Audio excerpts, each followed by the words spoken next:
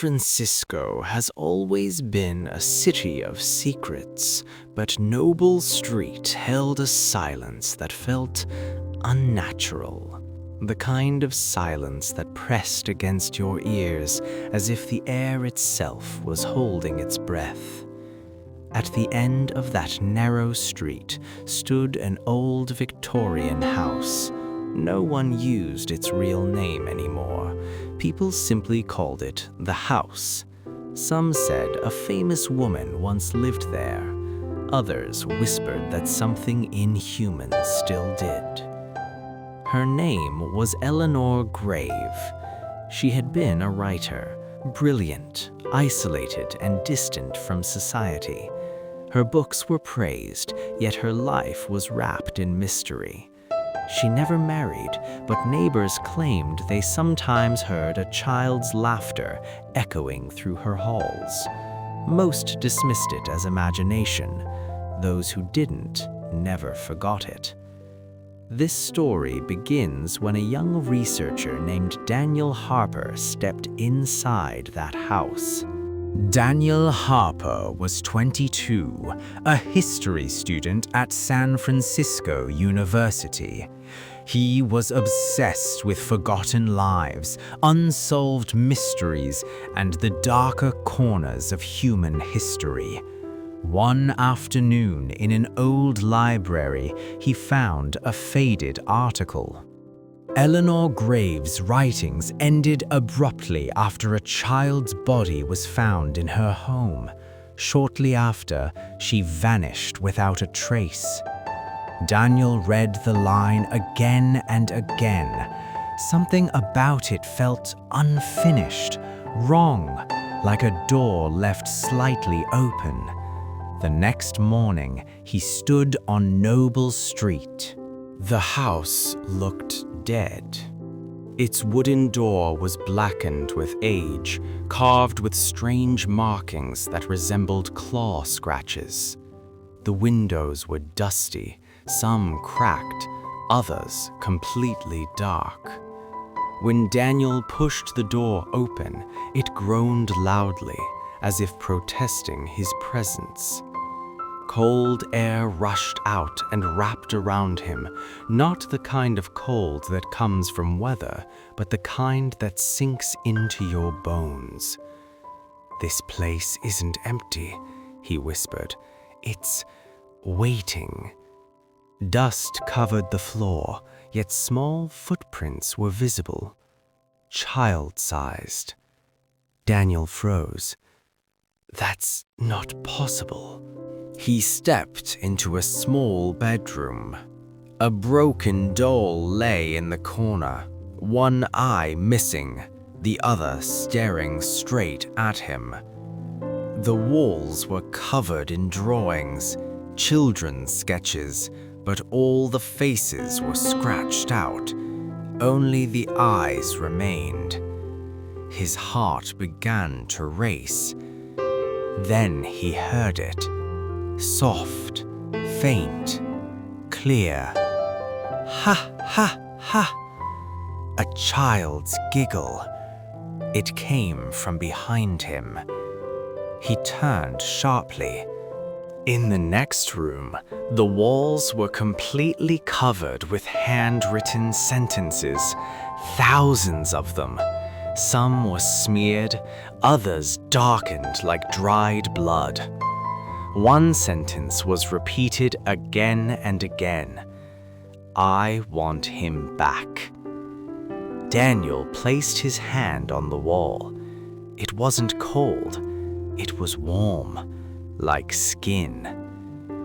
"This isn't just a house," he whispered. "It's alive."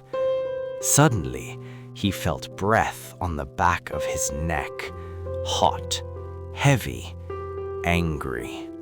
Daniel slowly turned. A woman stood before him. Long black hair, a white dress, eyes glowing faintly like candles in the dark.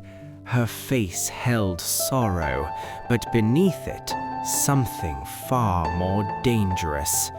"Why are you here?" she asked. Her voice sounded human, but echoed like it came from somewhere else. "I want the truth," Daniel said, forcing himself to stay calm. She laughed softly. "The truth was never meant for humans." Suddenly, the room went dark, and then a child began to cry. "Mommy, Mommy." The voice was heartbreaking. "Who are you?" Daniel whispered. A small voice answered from the darkness. "She took me and never brought me back."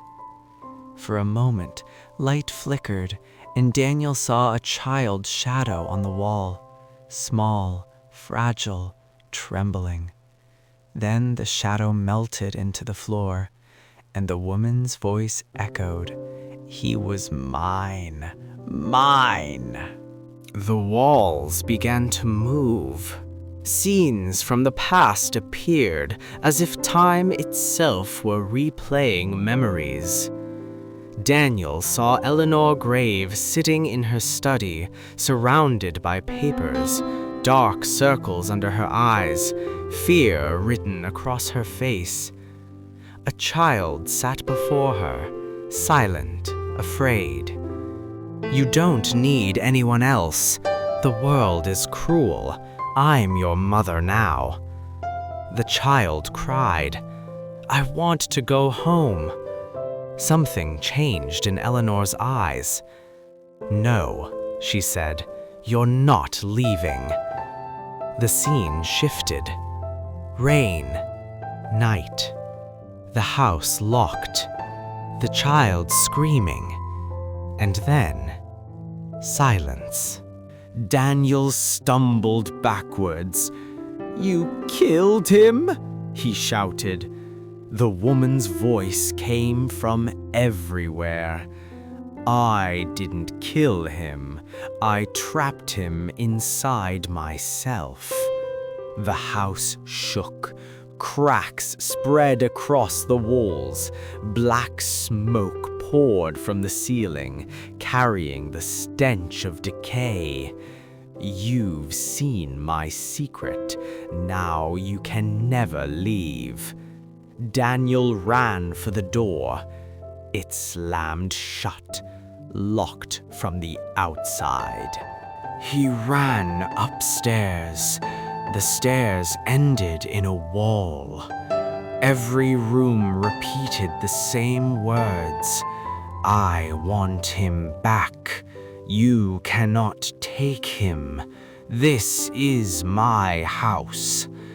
"Let me go," Daniel screamed. A voice answered from everywhere. "To leave, you must give something." The floor suddenly collapsed. Daniel fell into a dark underground chamber. On the ground lay small bones, a child's skeleton. Beside it, an old diary. His hands shaking, he picked it up.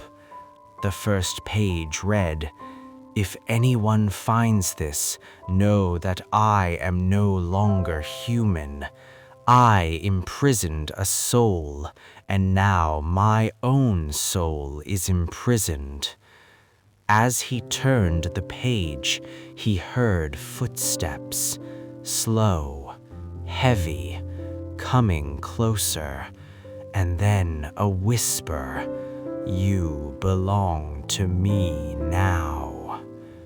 Daniel spun around, but saw only darkness. The diary began flipping pages on its own. "I did it to save him," the diary read, "but I became his prison." Another page. "I did not bury him in the ground. I buried him in my heart. Now my heart beats through this house." A deep thudding sound echoed from the walls. Thump, thump, thump, like a heartbeat. cold mist filled the room. From it emerged a small boy, pale, trembling, eyes filled with sorrow. "You promised," he said, "you would let me go." Daniel swallowed. "Who are you?" "My name was Samuel. I wanted to go home, but she locked the doors." Light appeared in the corner. Eleanor stood there. She looked weaker now, her dress darkened, her face hollow. "I didn't kill him," she said. "I just refused to let him go, and that was worse." Daniel said firmly, "Taking someone's freedom is no different from killing them." Black tears streamed down her face. "I was alone. The world abandoned me. I thought he was my last chance." Samuel looked at her. "You imprisoned me, and in doing so, imprisoned yourself." A door appeared on the wall. Old wood, light leaking through the cracks. Samuel stared at it. "That's the way out, but I can't go alone." "Why?" Daniel asked. "My soul isn't trapped in this house. It's trapped inside her." Eleanor stepped back. "If I release you, what will become of me?" "You will finally be free," Samuel answered softly. The house began to shake violently. Cracks spread everywhere. The heartbeat grew louder. "This house is my soul," Eleanor screamed. "If I let him go, everything will collapse." Daniel said firmly, "That's exactly what must happen." Eleanor clutched her chest. "I trapped him inside me. Now I must break myself to free him." She closed her eyes. For the first time, peace crossed her face. A blinding light burst from her body. Her form shattered like glass in the sun. Samuel cried out, not in pain, but in relief. "I'm free." He turned toward the door of light. Eleanor whispered her final words. "I'm sorry." Samuel turned back. "I forgave you a long time ago." Then he disappeared into the light. The moment Samuel was freed, the house began to collapse. Walls crumbled, ceilings fell, the ground split open. Daniel ran. Stairs appeared where there were none before. The front door flew open. He escaped. Behind him, the house turned to dust. The wind carried one last whisper. "Thank you." And then, silence. Weeks later, Daniel published the story, not just as history, but as a warning. Love, when it becomes possession, turns into a prison. The diary was placed in a museum. Where the house once stood, a small garden was built. Children now played there, laughed there, ran freely. Sometimes Daniel sat beneath a tree and looked at the sky, and sometimes he heard a child's laughter. But now it no longer frightened him. It sounded like freedom.